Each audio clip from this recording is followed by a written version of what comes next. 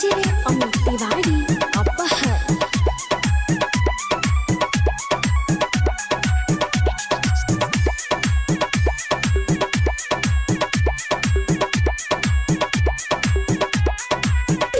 कल चल जइबू भोरवा में संग पियवा के कोरिवा में। कल चल जइबू भोरवा में संग पियवा के कोरिवा में। तू काहे के वादा कसम,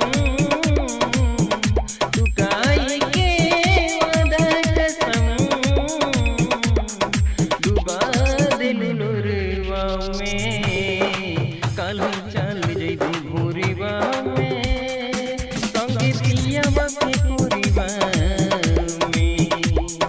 कल चल जइबू भोरवा में संग पियवा के कोरिवा में।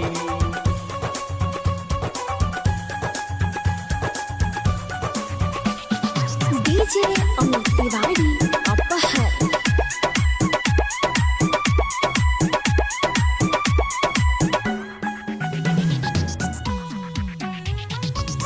काहे न पाइब तहर जुदाई, तहरा के कैसे भुलाई। जिए मरे के संगे कहलू, फिर काहे कैलू रुसवाई।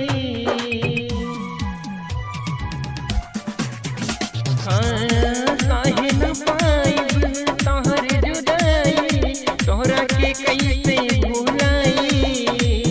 जिए मरे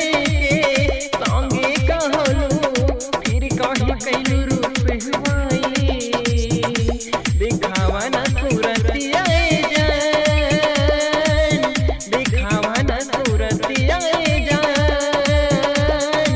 तू आई कि अंजुरवा में। कल चल जइबू भोरवा में संग पियवा के कोरिवा में।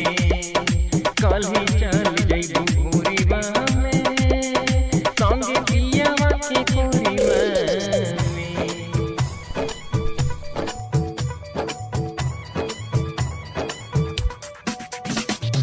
डीजे अमित तिवारी अपहर।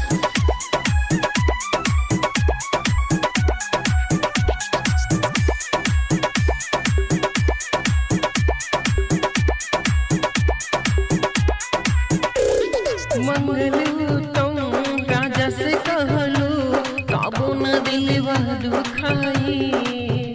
अतने बताला हमसे ये जानू, कहलू कि ना हम रुलाई।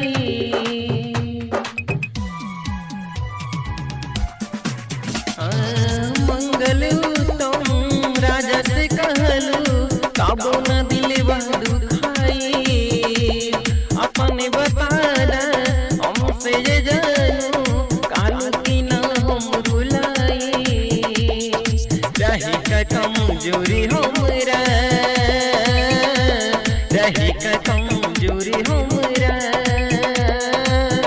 प्रेम के डोरेवा में। कल चल जइबू भोरवा में संग पियवा के कोरिवा में। कल चल जइबू